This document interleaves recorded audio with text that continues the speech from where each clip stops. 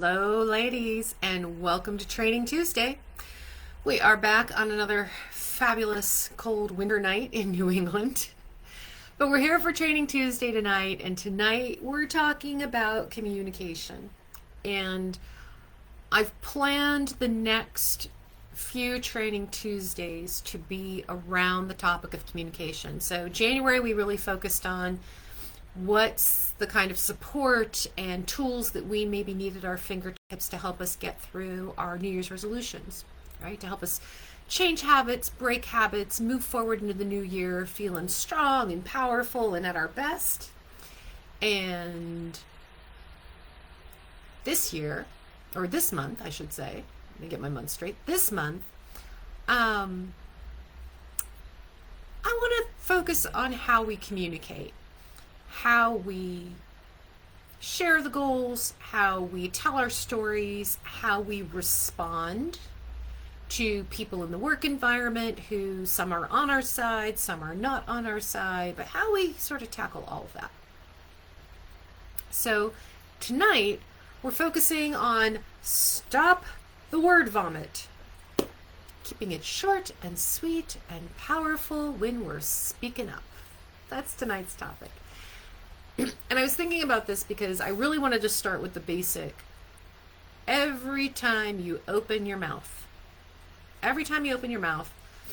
it's an opportunity.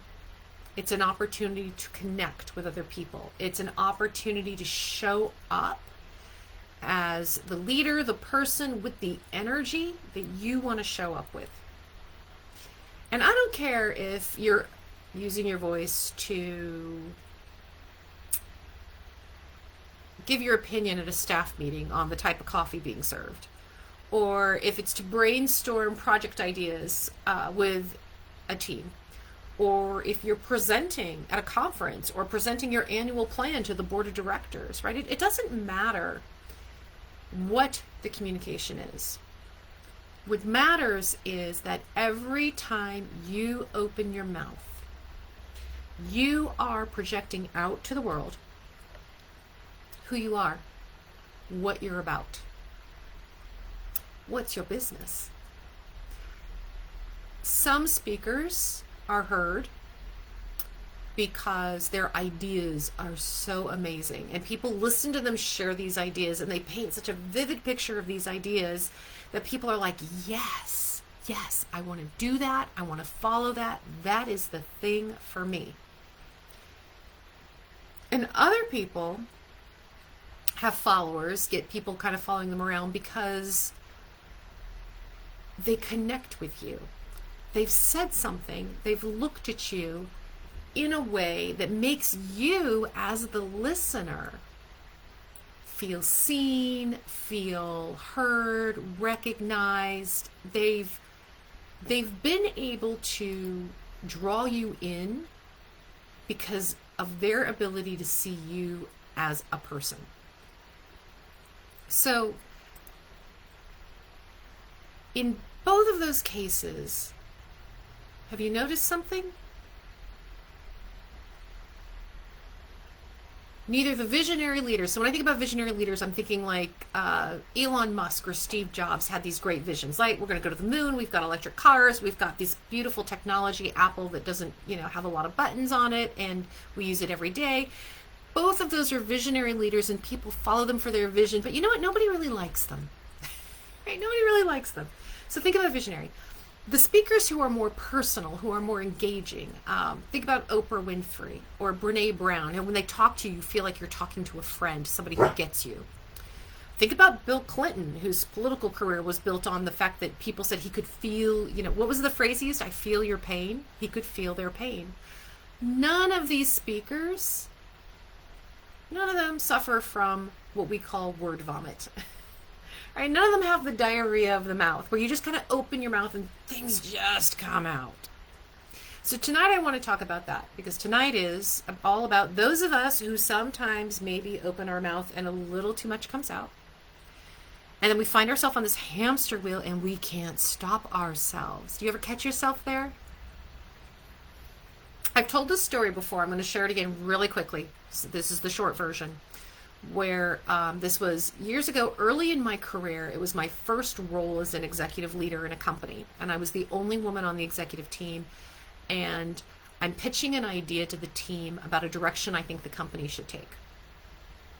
And I'm in a room full of men. I mean, room full. There was five men.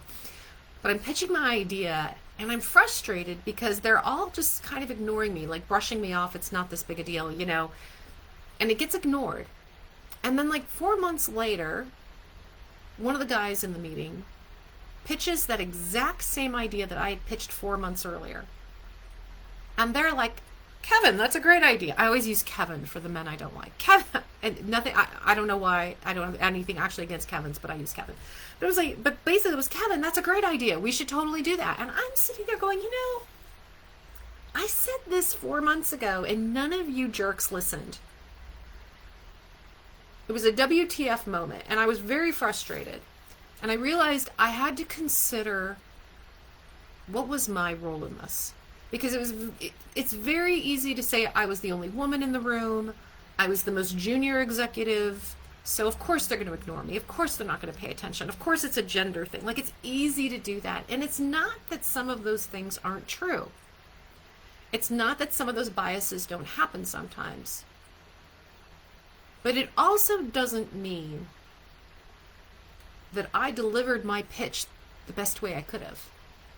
And I wanted to think about, okay, I can't control if they're going to be sexist. I can't control if the people in the room are going to assume because I'm young, or because I'm a woman, or because I wear a skirt or heels or whatever. I can't assume, I can't control them. I can't control their thoughts or their assumptions, but I can control how I show up and present myself. So how can I do that better? So that the next time I'm in a room where I feel like maybe the cards are stacked a little bit against me, I at least have a better shot. I at least have a better shot of being seen and being heard. And here's what I realized had happened. And I'd be curious if this is a similar experience that you all also get. And I want to make a comment too, just so you guys know, I can't see comments tonight for some reason. I just opened another screen and could see Jill's here, Jackie's here. Happy to see you guys. I'm going to try to check this other screen for the comments as I can, but just if I'm not responding to you, please know it's literally because I'm having a hard time tonight with seeing comments and I don't know why. All right. So here's what happens. This is what was happening to me. I would, whether it was an impromptu, I had something to say in a staff meeting, or I was planning a presentation of some kind, I would start talking. And as I'm talking, I'm thinking about the fact that I have to explain everything, because if I don't explain everything, they're not going to get it. And so I'm cramming in like all the details, all the evidence that I've done my homework, that I've researched this, that I've thought it through. I'm cramming in all the details so that they get the full picture and they know right up front what I'm trying to say and what I'm trying to explain. And as I'm talking and I'm trying to cram in all the details and make sure they get the full picture, one, I realize I'm taking a long time to explain all the things, and two, I can see in their faces that, like, Kevin is about to interrupt me again, and that Jim has a question, and Sarah looks confused. And so I start talking louder so that Kevin doesn't interrupt me, and faster so I can get all my data in, because I know John's got questions, but I've got the answer to those questions. And I just keep going until I finally take a breath. And in that moment, I'm exhausted, they're exhausted, and they don't know what I was trying to say because I just threw so much information at them, so much data at them. And I rushed it because I didn't want to get interrupted, because I wanted to get it all in, because I knew I was talking a lot. So if I talked faster, it made the time shorter, right? And now they're overwhelmed. And they can't even think to respond. So how familiar is this for any of you? Do any of you find yourself in the situation where you are, again, whether it's formal or not formal, but you suddenly start talking, and one of the reasons that word vomit happens is because we're trying to cram, like, all the ideas, all the data, all the information in. We're trying to cram it all in and be seen, be heard, be recognized, and make sure that somehow we've validated our point of view, right? we're credible now. So one of the things I started thinking about, right, as I realized that this was a pattern that I was having, was trying to understand what triggers me to do this. So that's my question to you is if you are a person who finds yourself sometimes the minute you open your mouth, like more and more comes out and you're justifying and you're explaining and you're over explaining and you're giving all these examples and you're proving all these data points, what drives you to do that? What are some of the motivators that have you saying, I have to keep going and keep going because eventually they're going to nod agreement and we're all going to be on the same page and it's going to be wonderful? So one of the things I think we want to make really clear is where it's not your fault, which is for a lot of us, and I'm going to speak specifically with Gen Xers and with boomers, we were raised this way. And here's the thing, with millennials even and Gen Z, even they have some of the trappings of being trained in a way that says, don't be too loud, don't take up too much space, don't say things that might make other people uncomfortable, don't be too much, don't be too pushy. And for those of us who are in the older generations, we were raised with, you are here to be seen and not heard. Exactly, Jackie. Don't say too much or too little. So now we're walking a tightrope, right? What is that? That doesn't feel good. But we're trained essentially to play small. And what that does to us is that says to us then, we internalize this message that says, I'm not supposed to speak up. And if I do speak up, I can't waste this opportunity. So I can't afford to sound stupid. I can't afford to sound unprepared. In fact, I have to sound smarter than everyone else in the room or they're not going to listen. And so we get in this mode of proving ourselves, proving how smart we are, proving we did the homework. So we're throwing all this additional information in to validate ourselves, to validate our ideas, to prove our expertise. And this comes from the underlying concern that we might not be taken seriously, that our opinions aren't given the same weight as the men that we work with, which pushes us to these bad behaviors, right? We're so busy trying to prove our credibility that we're overwhelming them with data so that no one in the room can deny us our opinion, can deny us our right to our opinion or to our expertise. And in another way, sometimes we're also just a little bit misguided. And what I mean by that is, and I'm going to take this out of the work realm because this does happen not just at work. It happens in other areas of our lives. It happens anytime we're about to have a conversation where we're worried about judgment, where we're worried about accuracy, where we're worried about how we're going to be perceived. And actually, it also happens, I'm going to give you an example of a situation. I'm on the phone last week. I'm on a Zoom call last week with a corporate counterpart of mine, and she and I are in a planning session. And she says to me, hold on a moment. I have to do something. And I say, fine. And she spends a good 2 or 3 minutes like typing away. And she goes, okay, fine. We're fine now. I had to send my husband a text. I'm like, okay. Have you ever given, and I'm going to use male counterpart as an example because this is one way our brains are wired differently. Have you ever given your son, husband, partner, brother, cousin, uncle, don't care, male counterpart of some kind, have you ever given them something to go pick up for you? So go to the grocery store, I need this thing, and I want this specific brand of thing. I want this specific thing. Can you pick that up for me? And they say, yeah, sure, I can go get that. And then you tell them where it is. You know, where will I find it? Now, at the highest level, both genders will say something like, it's peanut butter, it's in the aisle with all the other peanut butters and jams, and actually at that store you're going to find it at the back center of the store. Center aisle, towards the back, that's where you're going to find it. That's what we all say. Men typically stop there, and women typically then say, It's got the red label. You're going to find it probably on the third shelf down or the bottom shelf down. That's where I normally find it. Now there's one there that has like a red label, but it's got a green like Starburst thing on it. I don't want that one. That's the chunky one. I don't want that. I want the almond butter one that has only the red label, and it's got to be this particular brand. Now sometimes they squeeze this other brand next to it that looks really similar, but that's not the one I want. So you've got to look down at the shelf. Sometimes you have to reach all the way back, and we start filling in all these details to help them find the exact thing. And at some point they go, okay, yeah, never mind, I'll find it. And then what happens? Right?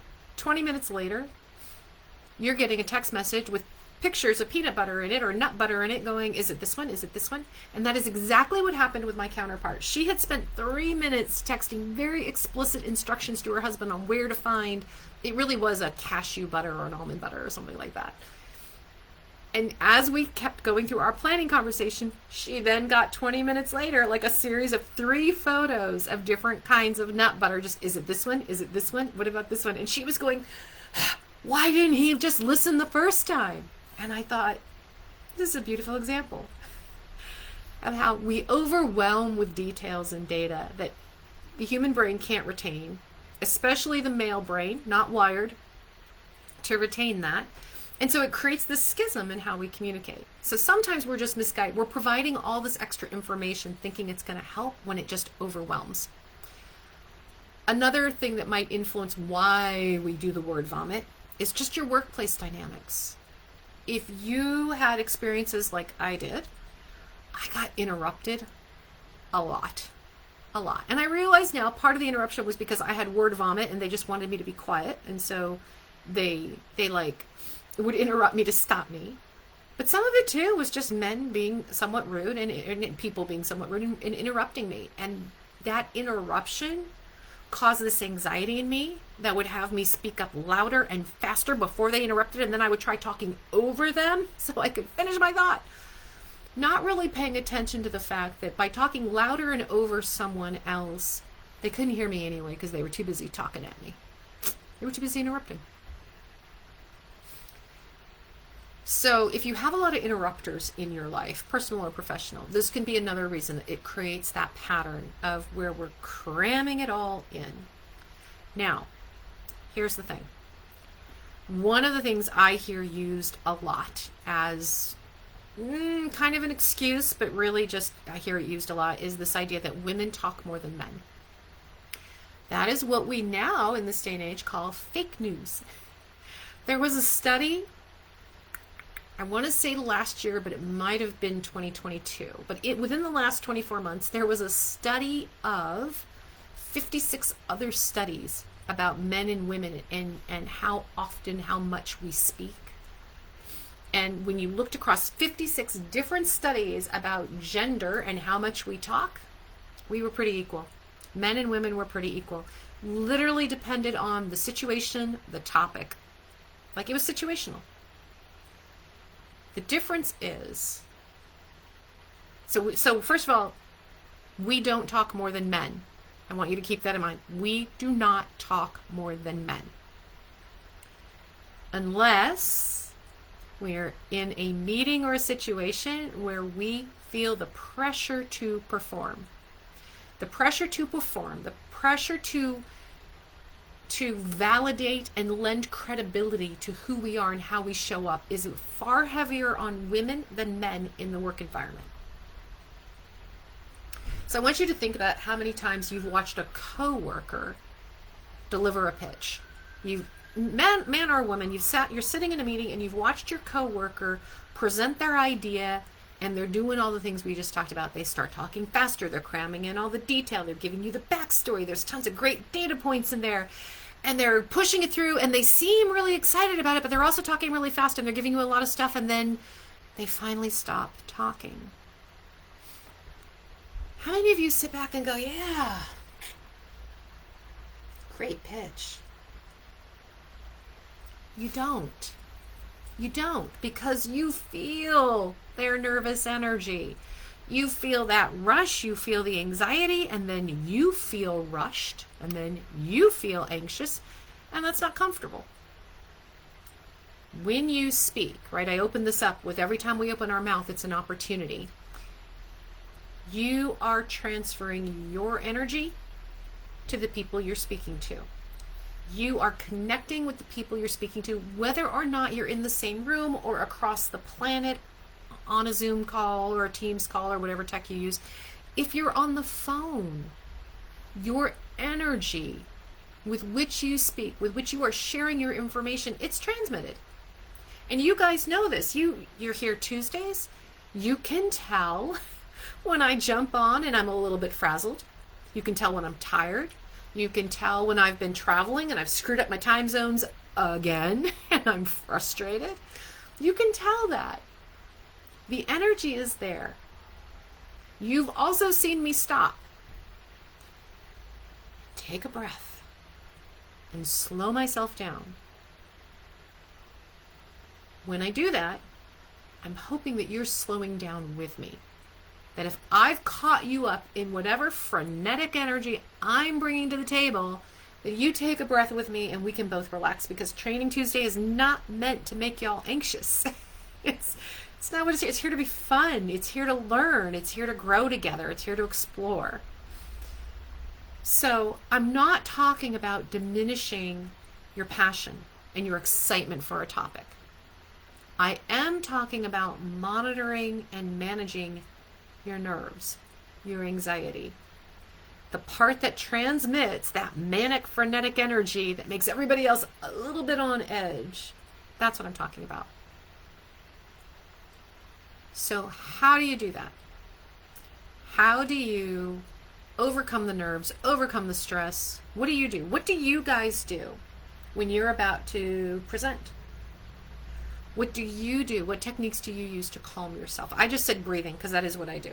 So I'd love to hear in the chat what you guys do. Like, if I can see the comments, I would love to hear what you guys do to recenter yourself in a way so that when you're about to speak up, you can come at it from a place that feels more grounded and more powerful to you.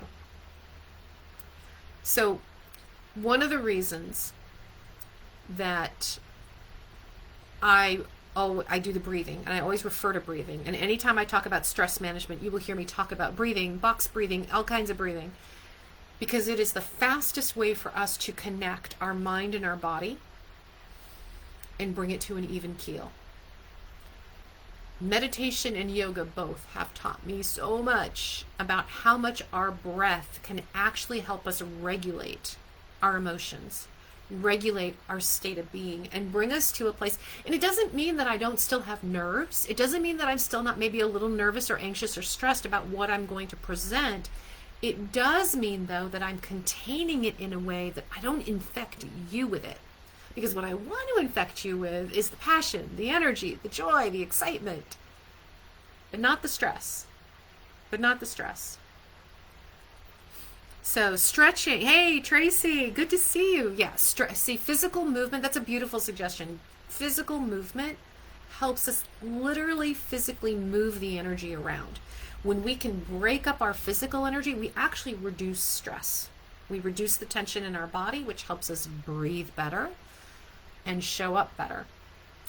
When you breathe, if you're feeling especially stressed, release through the mouth, in the nose, but release it heavy out through the mouth. Make a noise, make a sigh.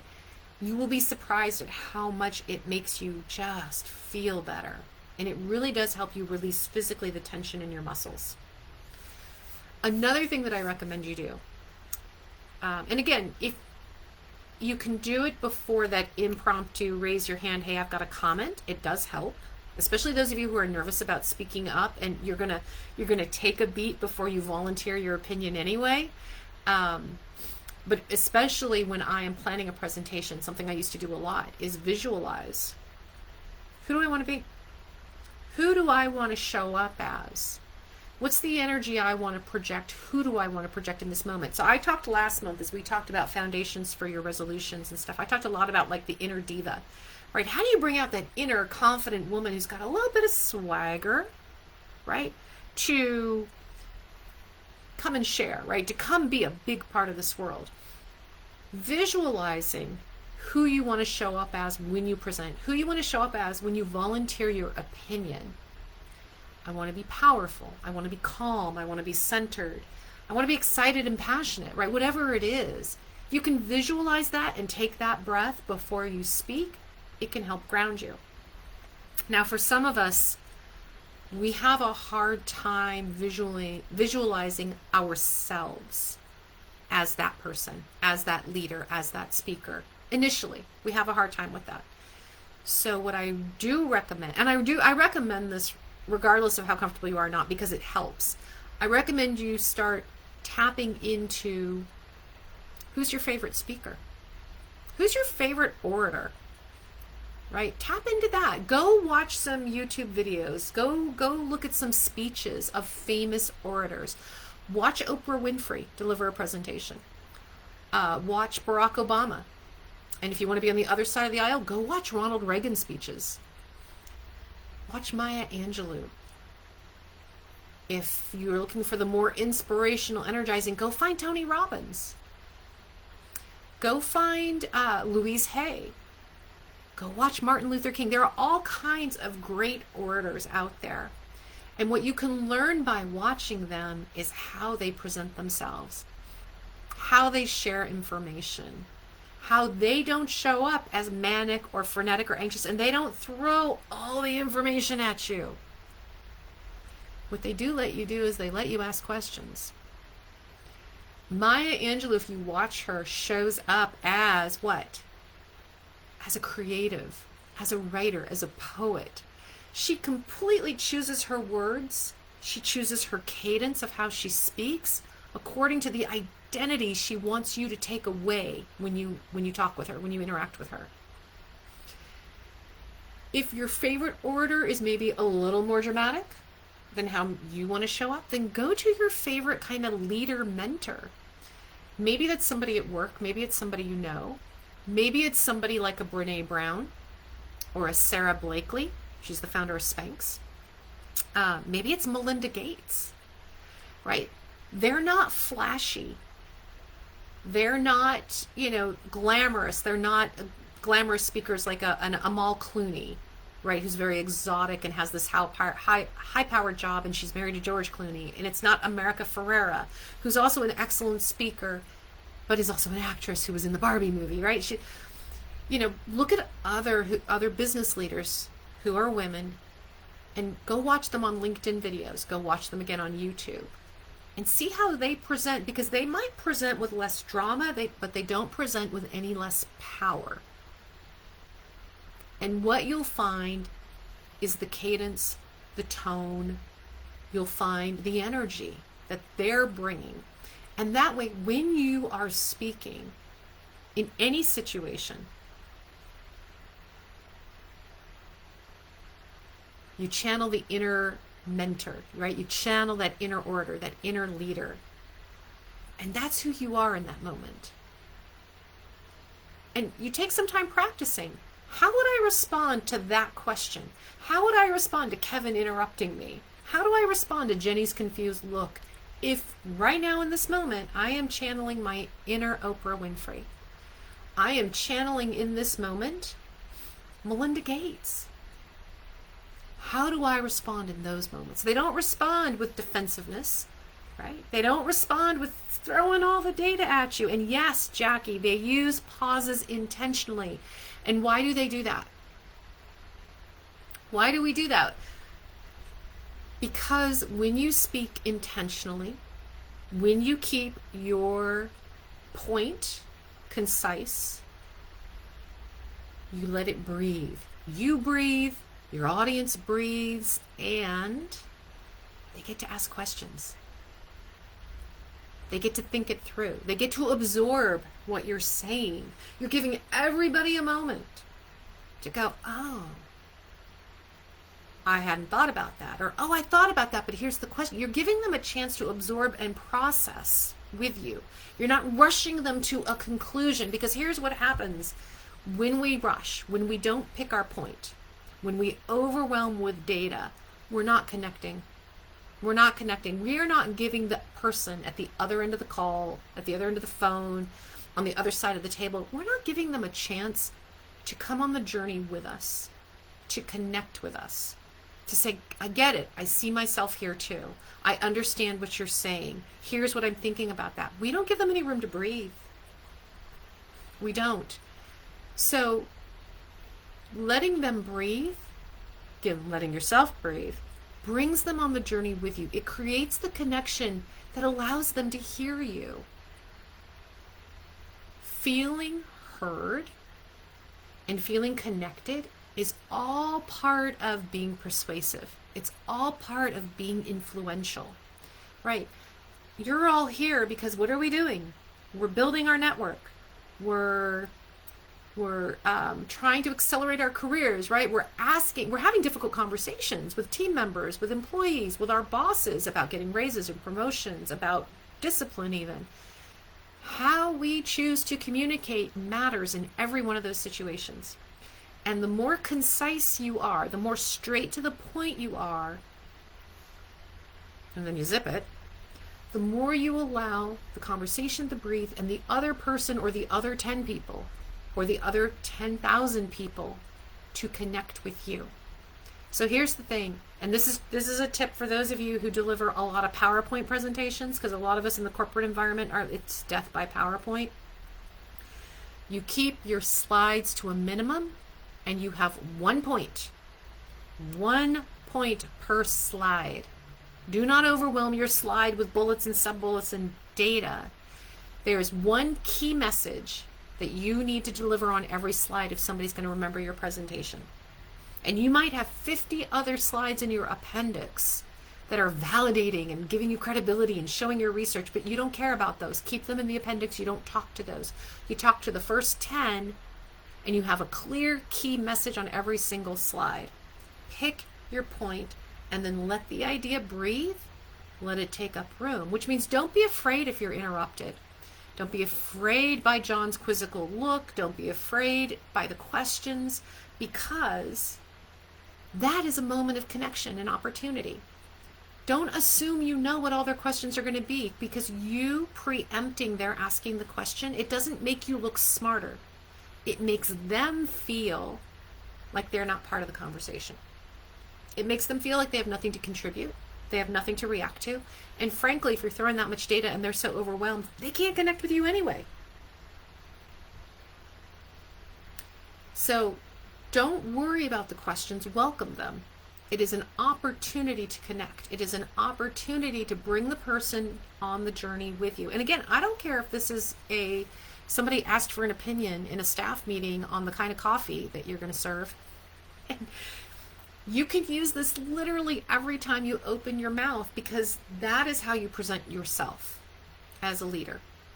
That is one of the core ways you present yourself, because it's how you show up. It's the energy and the intention you show up with every time you open your mouth. So don't assume the questions, let them ask. Breathe. Stay concise. Give your comments, give your energy room to breathe. Visualize a speaker that you want to emulate and practice that. Over time, that image of that person will go away and you will develop your own style and your own habits that are going to make you a stronger speaker. But initially, visualize someone and you admire the way they connect and start practicing that. And keep breathing. Final tip. One of the things you can pay attention to, if you're like me, we start talking and we get excited. Like, if you know me personally, you know I love to tell stories, and I tell very detailed stories. I do tell the stories about going down the grocery aisle and you're looking on the bottom shelf and there's 6 different brands and how do you know which one, and look at the layout. I tell those stories. I'm fully aware. And I don't mind that I tell those stories. But I tell them in different contexts. I do not tell them in a staff meeting trying to explain an idea, right? When you are presenting your case, presenting an idea, sharing something, pay attention to how many times or when the word because comes out of your mouth. The minute you start talking and explaining your idea and you get to a point where you go, because, here's my great idea, it's brilliant, this is what we're going to do, and we're going to do this because, you've just entered the territory of splainin'. You're explaining, you're justifying, you're validating, which means you're adding You're adding information that doesn't need to be there. Let them ask. Let them ask for your because. So this is my great idea, and I think it's terrific, and we're going to do it this way, and we're going to do it this way, and we're going to do this because, and if you catch yourself there, just stop for a minute and go, you know what, never mind because, tell me what you think. Invite the connection. Invite the feedback. We're usually terrified of feedback because we're afraid they're going to ask us something we don't know, or it's going to make us look stupid, which is a whole different training that I've actually done before and will probably do again. But I'm going to tell you right now, for those of you who are over planners, and most of you are, you do know the answers. You just have to trust yourself. And here's the thing, even if you don't know the answers, what you've done in that moment by allowing them to ask the question is you've brought them into your own story. You've brought them into your journey. You've allowed a connection to happen, and they feel heard. The more other people feel heard by us, the more they want to follow us, the more they want to connect with us and be part of whatever it is we're presenting. So your clue that you've fallen down the mode of over-explaining is if you hear yourself saying the word because. It's time to stop. So I'm going to stop over-explaining word vomit and over-explaining and how to be concise. And I'm going to invite you guys to enjoy the rest of your Tuesday evening. And before I do, as always, if you would like to talk more about the word vomit and the over-explaining, or just your communication style in general and how to improve that, I invite you to a Dirty Girl Mini Dig, which is a free coaching call. It's you and me on a chat about the topic you want to focus on and how do we get you one step closer to your goals. So the outcome always of these mini digs is getting you to an action step that allows you to get at least one step closer to the goal that you are trying to achieve. If you're interested in the Dirty Girl Mini Dig, just drop the word dig in the comments and I will reach out to you and we will get that scheduled. In the meantime, like I said at the beginning, I think the rest of February will focus a lot on communications and different techniques to use in different situations. So we're going to talk a lot this February. All right, ladies, have a fabulous rest of your Tuesday night. Can't wait to see you again in the group and next Tuesday.